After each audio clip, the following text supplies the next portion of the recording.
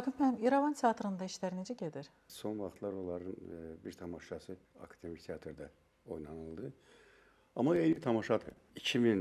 2012-2013-cü ildən bəri hazırlanmış tamaşa, eyni tamaşa hər il yenilənərək yeni tamaşa adı ilə təqdim olunur. İrəvanda xalq Adı almadı. eyni. Adı eyni gedir.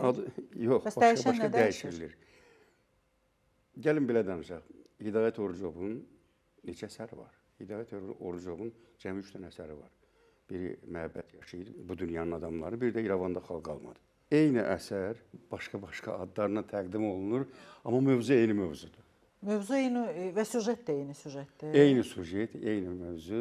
Dekor təzələnir, rejissor təzələnir, aktyor təzələnir və Geyimlər təzələnir. Geyimlər təzələnir. Yəni xərc çıxır, düzdürmü? Bəli, bəli. Eyni əsər başqa-başqa adlarla təqdim olunur. İrəvan teatrının öz səhnəsi indi yoxdur. Başqa səhnələrdə çıxır elə? Başqa səhnələrdə çıxır. İrəvan teatrının səhnəsi hazırdır demək olar ki, amma teatr hələ açılış olmayıb. Bina təmir olundu. Bina təmir olundu. Nəsim bazarının yanında? Yox. Başqa yerdədir? Yox. Binəqədi rayonunda. Qəsəbədə, Rəsulzadə qəsəbəsində belə götürür. Orada möhtəşəm binadır. Truppada nə qədər adam var ki? Truppada 20-25 adam var. Yəni hər il və yaxud da ki 2 ildən bir heç olmasa bir təzə tamaşa qoymaq mümkündür. Əsər qıtlığıdır ki. Bizim dövrümüzdə tamaşa hazırlayırdıq. Bəs nə baş verdi ki, indi təzə tamaşalar yoxdur? Aktyorları çıxartdı işdən, rejissoru çıxartdı işdən. Bəli. Bu da qısqanclıq zəminində olan bir şey, şəxsi münasibətlərlə bağlı olan bir şeydir. Yəni siz qalırsınız hələ də? Yox, 5 ildir mən çıxmışam oradan. Rejissor aktyorun nəyini qısqansın? Əslində quruluşu o verir. Yox, İftixar Piriyev rejissor deyil. İftixar Piriyevin heç rejissorluq yəni teatrın rəhbəri də nəyini qısqansın? Teatrın rəhbəridir, direktordur, amma rejissor kimi rejissor deyil. Amma özü hazırlayır tamaşa. Rejissoru özü, rəqslərin quruluşu özü, müəllif özü, rəssamı yenə özü, hər şey. Rəssamı özü. İndi mən maliyyə tərəfini düşünürəm ki, rəssama ayrıca maaş, quruluşçu rejissoru ayrıca, nə musiqi ayrıca. Təbii ki. Yəni bu sadəcə olaraq pul qazanmaq üçündür, yoxsa ad qazanmaq üçün? Yəqin ki, ad qazanmaq üçün. Bir dəfə keçmiş nazir gəldi teatra, baxdı, köhnə binadır, uçulmuş binadır. Olmuşam o binada. Gəldi, baxdı, afişalar vurulub orada. Direktor hardadır? Direktor yoxdur. Və nə işlə məşğuldur bu teatr bu gündədir? Gəldi, afişanın qabağında durdu, gördü yazılıb orada. Müəllifi İftixar Piriyev, rejissor İftixar Piriyev, rəqslərin quruluşu İftixar Piriyev, musiqisi İftixar Piriyev dedi, yalnız özünü reklam eləməklə məşğuldur bu adam teatrla nə işinə qalıb. Kimləri çıxartdı işdən? Özü çıxartdı, yoxsa aktyorlar getdi, özləri getdi? Özləri gedənlər də var.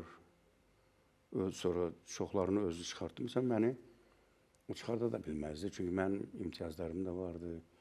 Respublikanın əməkdar artistiyəm. Birinci Qarabağ müharibəsinin veteranıyam bu iki. Üçüncü, teatrın bütün yükü mənim çiynimdəydi. O məni çıxarda bilməzdi. Sadəcə olaraq bu yaş həddi 65 yaş həddi ona imkan verdi ki, məni çıxarsın. Nazirlik onu müdafiə elədi. Amma siz yaşda orada aktyor vardı mı? Yəni biraz aşağı yaşda? Yox idi. Yalnız siz idiniz. Yəni bu ahıl yaşda hamısını çıxartmışdı. Hətta mən sizə deyim, İrəvan teatrının bərpasını, bax burada çalışıb bərpasını Azərbaycanda, İrəvandan gətirib burada onu bərpa edən adamı mənim gözümün qabağında teatrdan çıxartdı. Kimdir o? Vidadə Əliyevi. Vidadə Əliyevi. Elmira xanımı, onun yoldaşı. Çox yaxşı tanırıq biz onu. Tamella xanımı, xalq artisti. Bu üçü də xalq artisti. Bunların üçünü də teatrdan çıxartdı. Özü də elə çıxartdı ki, bir var, qocaman aktyorlardır bunlar, xalq artistidir. Heç olmasa bunu çıxardanda bir kollektivi yığ, kollektivin qarşısında bir çox sağ ol denən bunlara. O da olmadı. Urvatsız. Sadəcə çağırdı ki, siz sabahdan gəlməyə bilərsiniz. Vəssalam. Vidadi müəllimin əziyyəti çox idi orada. Çox idi. Mən yenə deyirəm, məni çıxarda bilməzdi. Sadəcə olaraq o Əjdər Zeynalov işdən çıxartdı. Və mənə də təklif elədi ki, sən Əjdər Zeynalovun üzünə dur ki, o bir saat işə gecikib. Mən də həm Bədii Şuranın üzvüyəm, həm həmkarların üzvüyəm. mənə təklif edir ki, sən iclasda dur denən ki, Əjdər Zeynalov 1 saat işə gecikib. Mən demək bunu deyə bilmərəm. Necə deyim? Əjdər gecikməyib axı. Deyir, sən denən. Mən də demədim və iclasda da, həmkarların iclasında mən tək qaldım. Bunlar 3-4 nəfər hamısı dedilər ki, hə, gecikib.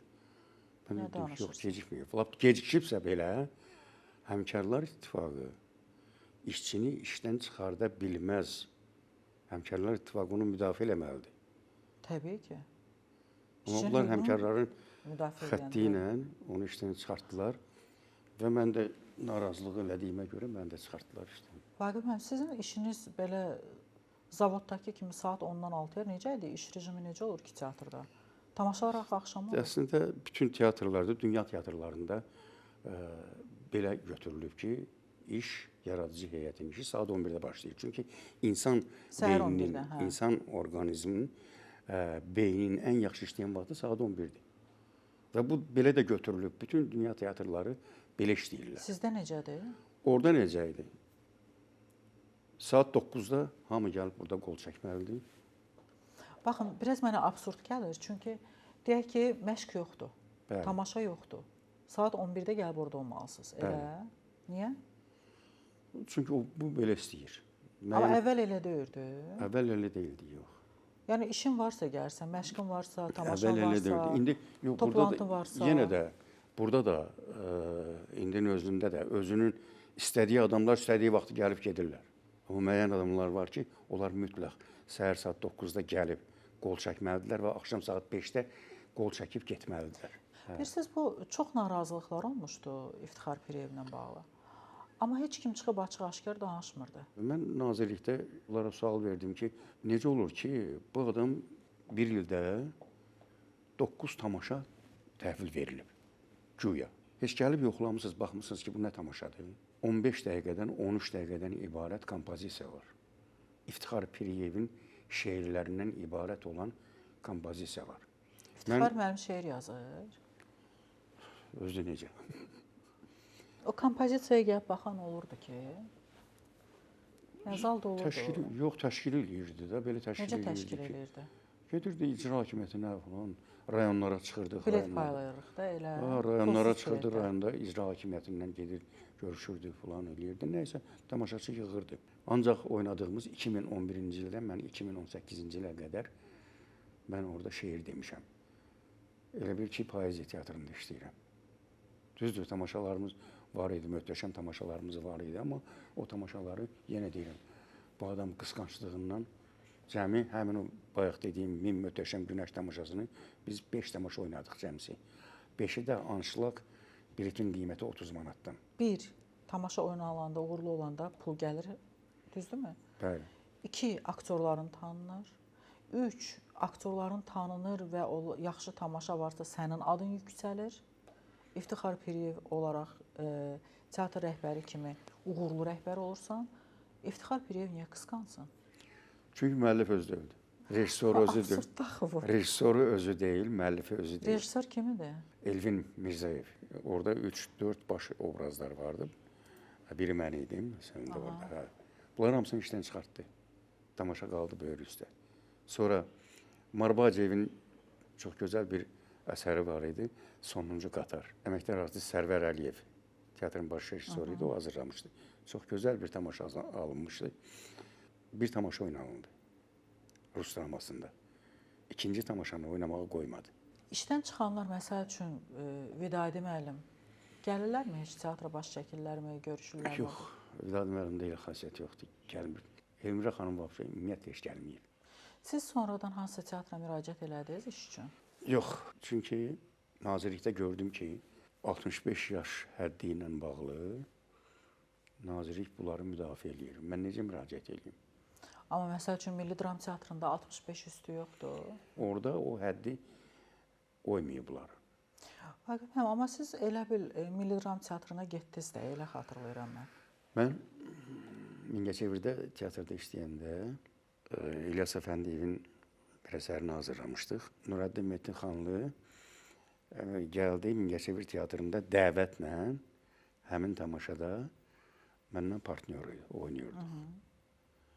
Və Milli Teatrın aktyorları da gəldilər tamaşaya baxmağa Mingəçevirdə və eyni zamanda həmin tamaşanı gəldik biz Bakıda da Milli Teatrda oynadıq.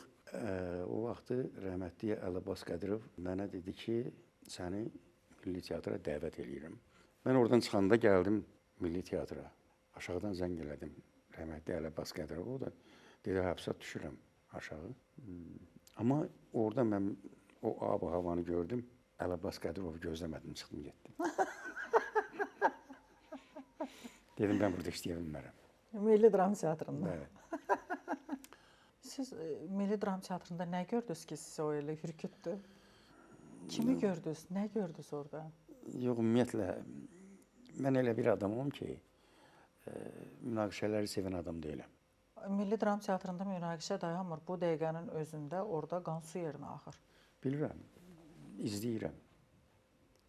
Və kim haqlıdır, kim Əslində yəni, bilirsiniz. istənilən halda iki tərəfdə də bəlkə də Yox, mən belə deyərəm də, əslində bilirsiniz nətərdir? Gəlin belə götürək də. Əlinur, sən akademik teatra gələndə teatrda yaşlı aktyor yox idi. Heç biri də dillənmədi ki, Əlinuru niyə gətirmirsən? İndi də Mehriban Ələkbərzadə məsələn gətirib, gənc aktrisadır, gətirib, istedadlı aktrisadır. İşləməlidir də. Və gətirməlidir, və kim gətirməz? İnstitutdan bu qədər tələbə qutarıb, onları gətirməsin, onlar işləməsinlər, onlar da işləməlidirlər, onlar da öz istedadını göstərməlidir, harada göstərsinlər. Orada bir məsməyə də oldu deyəsən, hə? Nəsə problem. Ev axı Mehriban Ələkbərzadə vermir də? Yox, ev məsələsi belədir, heç nazirliyin özü də. Mən nazirliyə müraciət eləmişəm, nazirlik deyik, biz ev tikmirik. Yəni bu düzgün yanaşma deyil. Yenə bilmirəm, bəlkə də ondan da başqa qlobal məsələlər var orada, onu mən bilmirəm. Pensiyadan sonra həyat necə olur? Mən hiss eləməmişəm bunu, ona görə ki, mən dayanmamışam, mən işləyirəm. Özəl teatrda işlədim, Kimsəsiz Uşaqların İctimai Birliyi var burada, Kəmalə xanımla bir yerdə. Mən Ağazadə. Bəli, onunla bir yerdə işlədim. İndi yenə də yeni bir layihəmiz var, yenə də onu işləyəcəm onunla bir yerdə. Yəni özünüzü təqaüdçü kimi hiss eləmirsiniz hələ? Yox, mən təqaüdçü olsam çoxdan ölmüşdüm. Allah gecindən versin. Çox sağ olun. Kimlə yaşayırsınız? Qızımla. İkinci nikahınızdan olan qızınız. Yoldaşınız? Yoldaşım rəhmətə gedib. Allah rəhmət eləsin. Allah özü rəhmət eləsin. Siz Vüsalə Kərimovanın atasısınız. Bəli. Vüsalədən müsahibə almışdım burada mən. O balaca olanda siz ailədən ayrılıb gedib həmkarınızla evlənmişdiniz. Bu cür şeylər həmişə daha çox uşağa pis təsir eləyir. Bəlkə böyüklər başa düşür, həyatda hər şey baş verə bilər, amma uşağa atanı itirmək çətindir. Və Vüsalənin öz həqiqəti var. Vüsalə ilə yenə danışıram da, aramızda münasibətimiz də yaxşıdır. Yəni, burada elə bir problem şey yoxdur. Bilirik ki, həyat çox qısadır. Əgər gözünü yumursan, açırsan, görürsən ki, dank 50 oldu. Sonra görürsən 60 oldu, sonra görürsən 70 oldu. Vüsalənin həqiqətini bütün Azərbaycan eşitdi. Heç kim bilmir kim nə qədər yaşayacaq. Amma sizin də həqiqətinizi eşidək istəyirəm. İndiyə kimi hələ heç bir yerdə nə istəməmişəm ki, ailə bayaq dediyim kimi efirə çıxarsın, nə də ki, kim gətirib onu çıxardırsa da, mən onları həmişə qınamışam. Aydın məsələdir, amma siz üzdə olan insan olduğunuza görə sizin təbii ki, şəxsi həyatınız gündəm olur. Təbii ki, şəxsi həyatınızla maraqlanırlar. Bu normal bir şeydir. Ya üzdə olmayacaqsan, evdar qadın olacaqsan, tanınmayan bir kişi olacaqsan, ya da tanınırsansa, həyatından hər kəs maraqlanacaq. İki jurnalistlər qarışıq. Ona görə hesab edirəm ki, bu normaldır və bəlkə də sizin o hadisələrdən çıxardığınız hansısa dərslər var. Bəlkə o da kiməsə dərs ola bilər deyə düşünürəm. Yox, yenə deyirəm, gəlin bunu qapalı qoyaq. Yaxşı, o zaman indiki münasibətlərinizdən danışa bilərikmi Vüsalə ilə? Buyurun. Necədir münasibətləriniz? Yaxşı, çox gözəl. Münasibətimiz yaxşıdır. Nə qədər tez-tez görüşürsünüz? Görüşürük, tez-tez görüşürük. Onun məsələn də uğurları həmişə məni sevindirib. Yəni, mənim böyük qızımdır. Ona bir şey olsa, mən bəlkə də yaşaya bilmərəm. Görüşürük, zəngləşirik tez-tez. Sonradan doğulan qızınızla münasibəti varmı? Danışırlarmı? Əvvəllər danışırdılar, amma son vaxtlar indi o gəlib getmirlər deyə, yəni belə, amma əvvəllər danışırdılar universitetdə oxuyanda. Vüsalə can yandırandır deyəsən, hə? Bəli, İstiqanlıdır. istiqanlıdır. Sizcə bağışlayıb sizi? Niyə də bağışlamasın? Sizə yazdığı o mesajı deyəsən gec almışdı sən? Mən ümumiyyətlə yaxına qoymamışam onu. Siz hansından danışırsınız? Dediyiniz həmin mesajı demir. Yazmışdı ki, səni bağışlayıram. Elə? Yox. Hansını? Ondan qabaq kim deyirsiniz? Ondan qabaq nə yazmışdı? Başqa bir şeydi, heç oxumadım da onu, mən istəmədim də. Qan qaraldıcı idi nəsə, hə? Qan qaraldıcı idi, hə. Ona görə də deyirəm ki, mən ümumiyyətlə bu mövzunu müzakirə eləmək istəmirəm. Neçə övladınız var o zaman? İki qızdır. Sizin digər ailədən doğulan qızınız işləyirmi, böyüyübmü? İşləyir, müəllimə işləyir o da. İbtidai məktəb müəlliməsidir Rus sektorunda. Yoldaşınız deyəsən uzun müddət xəstə oldu, elə? Xəstə oldu. Necə keçirdiniz o mərhələni? Xəstə adam necə keçiriləcək, xəstədir də. Kim baxırdı ona? Qızım baxırdı. Sizə necə təsir eləyirdi o? Nə qədər çəkdi? Çətindir də, əlbəttə ki, çətindir. Amma Allahın işi neyniyəsən? Sevmişdiniz onu? Mən vəbşə ümumiyyətlə heç kimi sevməmişəm. Necə elə ola bilər? Həyatınız boyu aşiq olmamısınız, sevməmisiniz? Olub, niyə ki? Uşaq vaxtı o qədər olub ki. Uşaq vaxtı. Böyüyəndən sonra olmuyor. Orta məktəbdə olub. Evlilikləriniz sevgisiz olub? Mən inanmıram ki, kimsə sevib və sevdiyi həmin insanla da evlənib, yox. Məndə də olub cavan vaxtı, nə olsun ki? İndi həmin xanım bu saatda yaşayır, görürəm də, görüşürəm də ondan, söhbət də eləyirəm, amma nə olsun? O da getdi, bədbəxt oldu, mən də bədbəxt oldum. Siz hesab edirsiniz ki, bədbəxt oldunuz? Yəni, evlənmədim də mən onunla, sevdiyim insanla evlənmədim. Onun niskili qalıb sizin ürəyinizdə? Bilmək olmaz bəlkə də. Mən, siz 2 dəfə evli olmusunuz, sizin 2 övladınız var və siz hələ də o qadını düşünürsünüz.